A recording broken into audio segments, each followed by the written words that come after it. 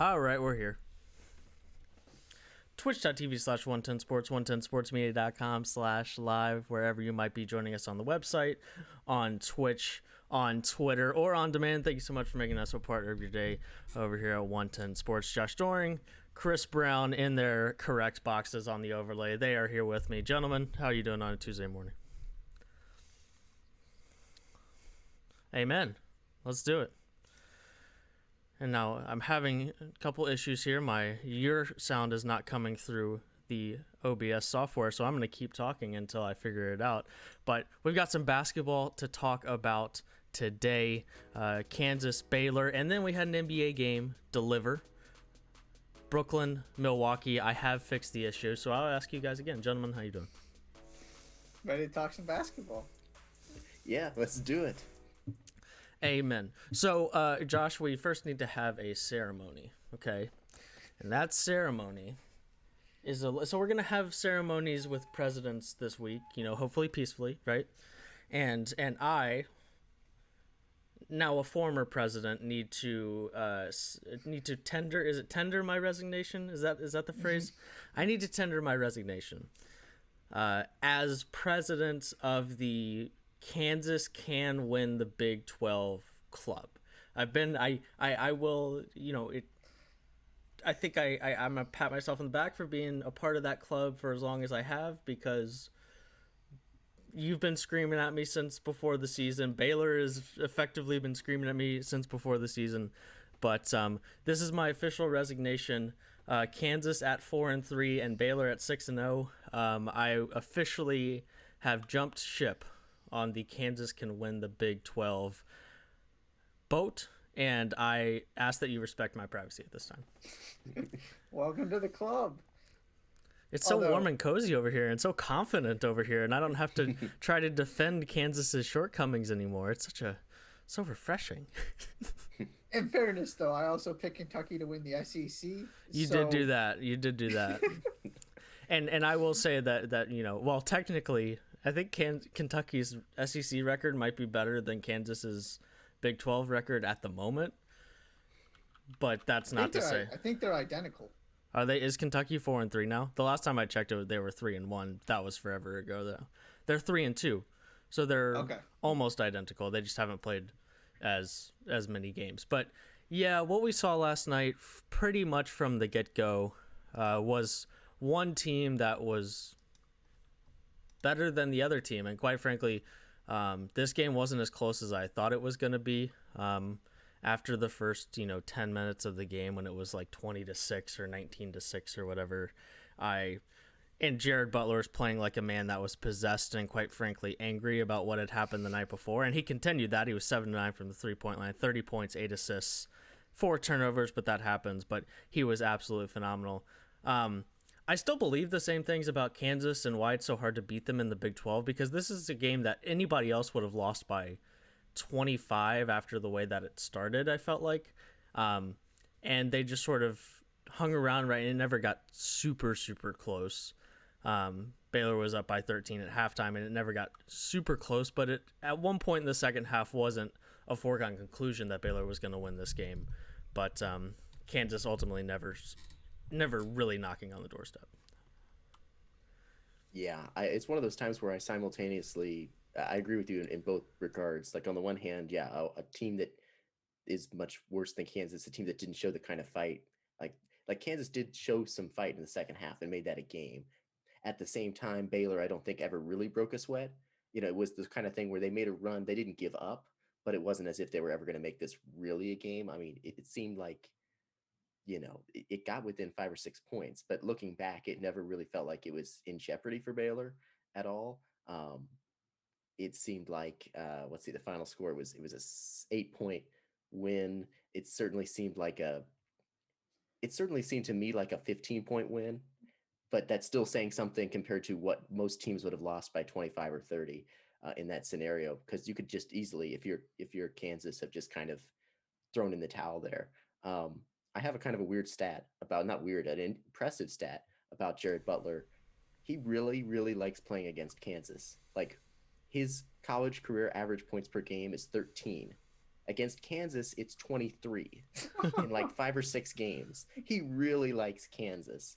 He's also becomes just the second D1 player in the last 25 years to have multiple 30-point games against Kansas. Can you guess the other? Is one Buddy Hield? Yeah. Is it Buddy Hield? No. That was going to be my guess. No, it's relevant to a game that we're about to talk about later. It's relevant to the NBA game. Is it Kevin Durant? It's Kevin Durant and Jared Butler, the only D1 players with multiple 30-point games against Kansas in the last 25 seasons. So I just couldn't not share that. He's very much he circles Kansas on the calendar, apparently.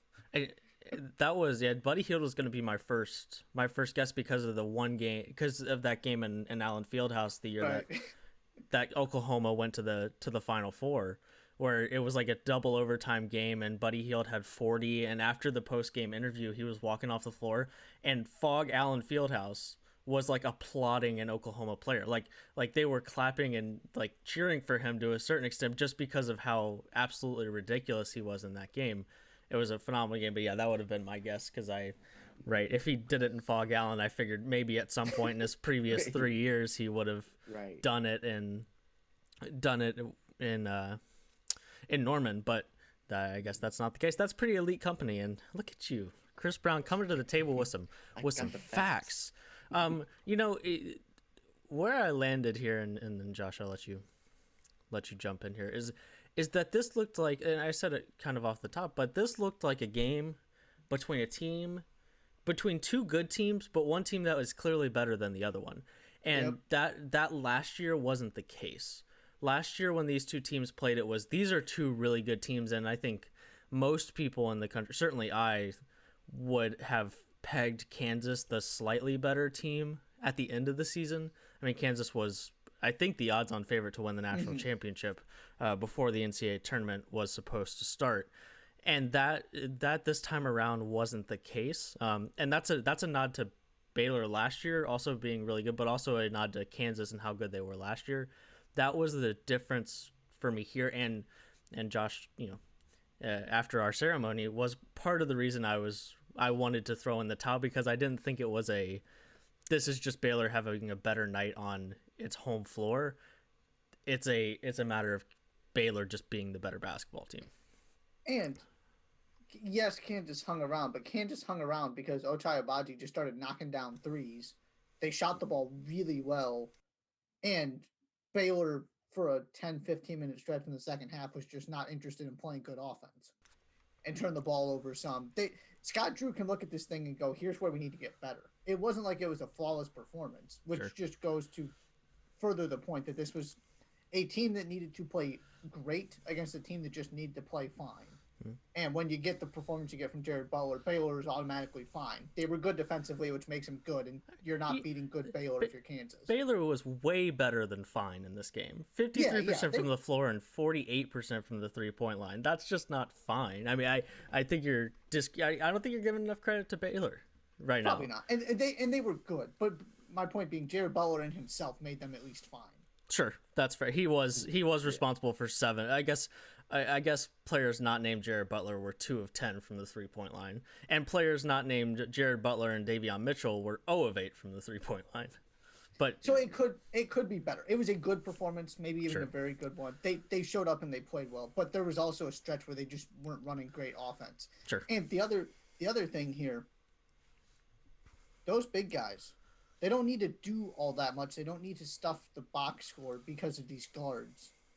But Flo Thamba and Jonathan Chachua were really good. And they got David McCormick in foul trouble. They didn't score that many points. It's not like they had 25 rebounds between them. But they were active. They were energetic. They played good defense. They just did all of the little things. 15 and 9 combined is plenty. Especially when you're going to get, what did they get, 53 from the 3 guards? Right. The stats don't blow you away, but they contributed, and they did all the little things really well. When you're getting that kind of performance from those bigs, they are just so far and away the second best team in the country that I don't think anybody else can touch them. And certainly not Kansas playing decent, but not spectacular by any means. Sure, yeah. I was going to come on here and say the same thing, is that Flo Thamba and Chamo Chachua were. I mean, Chachua is always the most active player on the floor. It doesn't matter who he's playing, and he comes in and 8-5. Flo Thamba was good early in the game.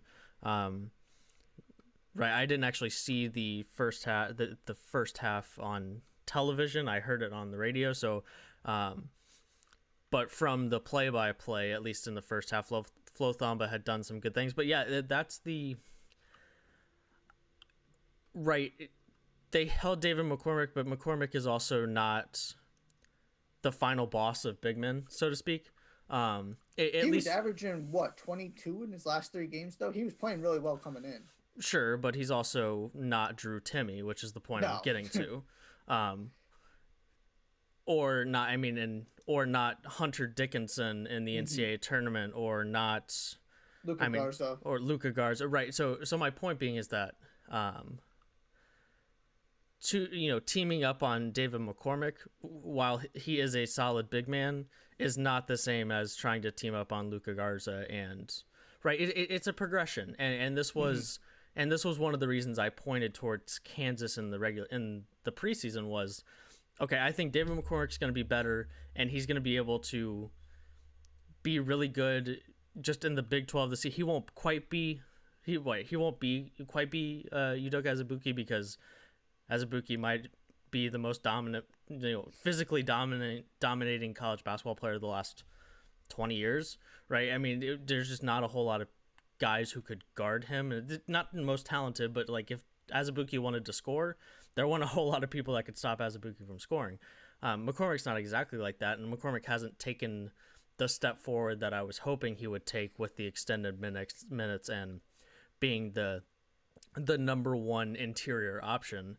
But it was, with all of that being said, they were good enough in this one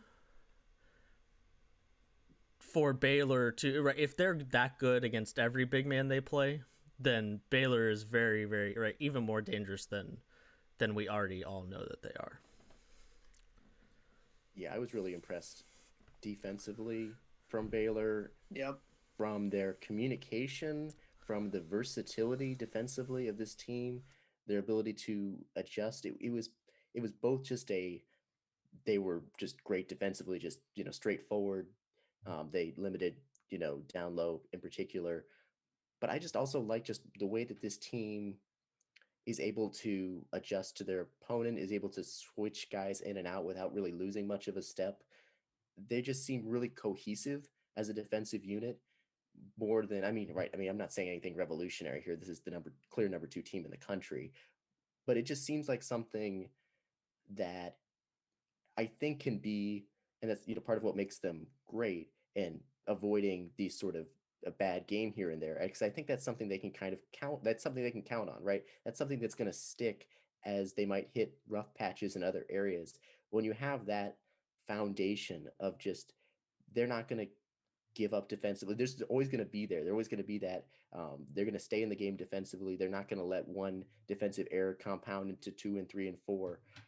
It's the kind of thing that puts your floor really high, that when other things get bad, you're always going to have that there. That's going to help you avoid any sort of spiral, whether it be in a game, in a season, in a situation like that. So I was just really continually impressed. It's nothing new, by what I saw from them defensively and their ability to adjust and change with the circumstances, and just be so on the same page no matter what was happening, pretty much. And when you look at the other teams they're going to theoretically be battling against in the Elite Eight Final Four to try and reach the championship game, we're talking about the variety of weapons Gonzaga has at the guard position and outside of it. But that backcourt trio of Suggs, AIE, and Nemhard, and then, of course, Kispert and Timme as well. The trio of guards at Texas, who is their primary competitor in the Big 12 at this point. Michigan's variety of scoring, the amount of guys that can go for 20 points on Iowa, you just don't know who's going to be the second scorer behind Garza, with Bohannon and Frederick and Wieskamp and all of them. There's a lot of it. there aren't as many sort of standout one guy carrying a team, and Garza is to a certain extent, but they're also just so good offensively because everybody else is 40% 3-point shooters. Mm-hmm. Having 3 guards and being able to switch everything like that and make it look easy and be so well drilled doing it is going to pay massive dividends. It's the one thing that sets Baylor apart for me that I really want to see them get a shot at Gonzaga at some point. I think Gonzaga is just too talented because you have guards that are comparable. I'll give the slight edge to Baylor's, but Gonzaga's aren't far behind. And then you have 2 borderline All-Americans, and Baylor doesn't have borderline All-Americans. Those are 2 bona fide All-Americans. Kispert definitely is. Timmy probably is too. Yeah, that was a conservative statement. Fair. Yeah. That is the benefit they have, though, is they're built to stop these sort of multi-dimensional, multi-guard teams, and we have a lot of them this year. So you have all these guys. But the best player on every best team in the country is a big man. Right. That's the concern. Is they're all they're sort of the second, third, and fourth options. Sure. For all of these teams, and that's also part of Kansas's problem. Is Abaji had a really good second half. Marcus Garrett was not really anywhere to be found. Jalen Wilson, not anywhere to be found. Yeah. Primarily because Baylor has the guys to guard all 3 of them. And if you're going to rely on those guys because you don't have a Timmy, a Kispert, a Garza, whoever it might be, a Greg Brown, some other option that's not guarded by these 3, you're in trouble because they're really good defensively. And like you said, Chris, they're fundamentally sound. It's a lot of fun to watch. So the next rite of passage is to do that against a really good team that also has a big man that you have to or that has right, because Kansas didn't even get they didn't get great performance from McCormick, and they also didn't get you didn't really have to guard 4 people if you were Baylor this time. In this game, it was Agbaji, and then maybe don't let Christian Brown get open on the 3-point line. They didn't do a great job of that. He was 5-6 from the 3-point line. And Mitch Lightfoot was really effective when he came in from McCormick. Right. So, that's the next and they just haven't really gotten that opportunity. Right, the first opportunity would have been Texas. They did get to play Illinois, but Coburn was in foul trouble all game and played 18 minutes, and they did a good job on the other guys. But so that was at least a good first step. But and to Baylor's credit, Coburn was in foul trouble. That's certainly not an accident. But that would be the next. I'm fascinated to see them play see them play Texas. Mm-hmm. They don't play Texas. They play Texas. Maybe I think 2 weeks from today, maybe 2 weeks from yesterday. They play them on February 2nd. That will be their game against today. Yeah. And assuming they try to get that other game back in there at some point later in the schedule, right? Because Greg Brown and Jericho Sims are certainly a handful between the 2 of them, right? Certainly not the number 1 options, but handfuls, and I think will be a tougher matchup for Baylor, or at least a more demanding one than this one was. But Kai Jones too, and Kai Jones, yeah, certainly, and that might be the most interesting one because I guess that's Mark Vidal's job, or are you going to throw because whoever you throw on, and maybe it's a Chachua job, because Kai Jones doesn't blow me away with his speed and footwork yet, so maybe Chachua is able to stay in front of him, but that's an interesting matchup for pretty much everybody in the country because Kai Jones is very much, he's 6'10" and has a pretty unique offensive game for somebody of his size. And Mark Vidal is a great defender. He just doesn't have the same kind of size that Texas is going to throw at you, whichever of those 3 guys it is. It's like PJ Tucker. He's good. He's the PJ Tucker of college basketball. Yeah, pretty much. Or if you want to give him a little bit more height, Draymond Green, but it's the same idea. He's that guy that guards guys who are bigger than him and does a great job, but there's also only so much he can do because he's just not that tall. Sure. And Texas is going to pose that problem. I don't think this was sort of my final thing. Kansas is the third best team in the Big 12. It's not particularly close for me at this moment. After what Texas did to them, and now seeing them play Baylor, I think Texas has a shot, though. To me, it's not a foregone conclusion Baylor's going to win this conference. I fully expect them to, but until we see them finish a season, which they had real trouble doing last year, to see them play Texas. Because Texas still controls its own destiny. If they win both, if they get 2 matchups, assuming that one gets rescheduled, and they win both of them, this is their conference to lose. So until we see that game, I'm not going to rule Texas out. And even if they play once, they still control their destiny. True. Because, right. I mean, I guess, right, head-to-heads don't change. Like, if they both go 17-1, hypothetically, they would still just share, right? Texas wouldn't be the outright winner, right? Or is there a head-to-head like that? No, it'd be shared. It would be shared, okay. But if they have the same record, theoretically, that means they played twice. Oh, okay. Well, no, they could both say. Well, they would both play 17, so they'd be 16-1, both of them. Right. So if that game doesn't get rescheduled, right. That's my point. Yeah, it's that they could Texas, to your point, could still share even if they only play once.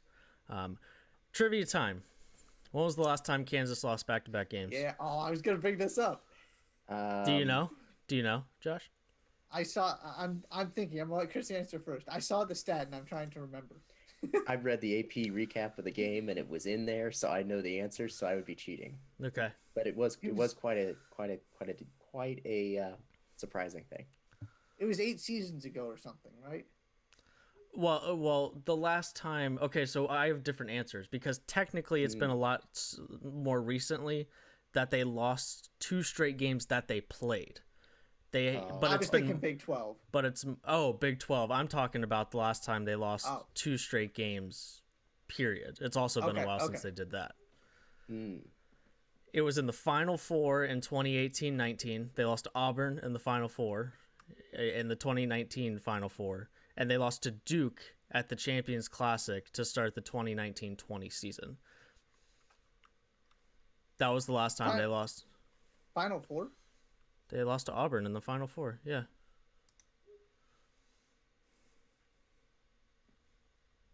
Because Auburn didn't play in the championship game, right? Oh, sorry.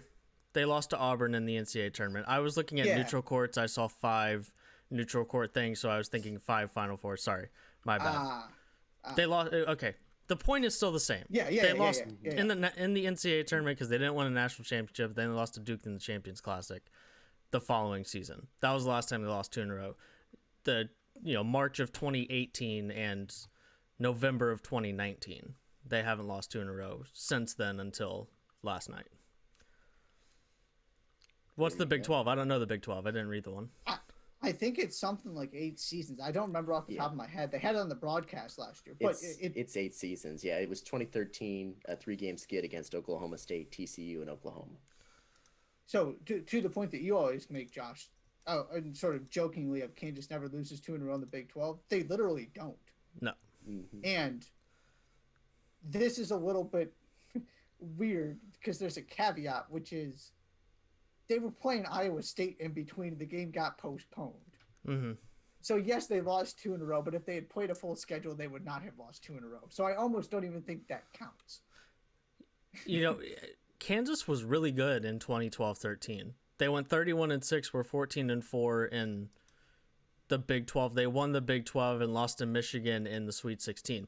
That was good. I was thinking maybe that was a down year for Kansas. It wasn't a down year for Kansas. They just happened to lose 3 in a row to Oklahoma. Who was on that Oklahoma State team? Well, that wouldn't have been Marcus Smart, would it? That'd be too early for him, right? No, it was. It was. Marcus Smart, Markel Brown, Phil Forte, my guy. Yes. Yeah, that's who was on that team. This is a fun game. We're gonna see who was on that TCU team. TCU was just a bunch of guys that were never in the NBA. Okay, that team went 11-21. How did they lose to that team? They went 2-16 in the Big 12, and one of their 2 wins was a win over the team that won it. What the heck happened? They lost by 7 at home. Well, Kansas went 18 of 61 from the field. That's what happened in that game. Okay. And then they lost to Oklahoma, and that Oklahoma team was led by Romero Osby, but Buddy Hield was a 7.8 points, 4.2 rebounds freshman at that point. So it was just a bad week for the Jayhawks that time around. But yes, it has been a long time since they lost multiple games in a row in the Big 12, and also they just don't lose multiple games in a row all that often, period. And we're kind of arguing semantics here. At least I am, saying that they lost 2 in a row across two different seasons. But yeah, they lost 2 in a row. That just doesn't happen a whole lot. And also it doesn't happen a whole lot. I not incredibly surprised. Like, there were a lot of people who were like, Oklahoma State at home is a tough matchup, and then nobody was expecting them to win this game. Mm-hmm. That's the other part of this too, is that, right, I mean, the Oklahoma State game was technically an upset, but Oklahoma State's good enough that at home, I don't really feel like that's an upset. That's just a team, I guess by definition it's an upset, but it doesn't feel quite as much like an upset. No, and of course, it's the kind of things that happened in the Big 12 that's this good.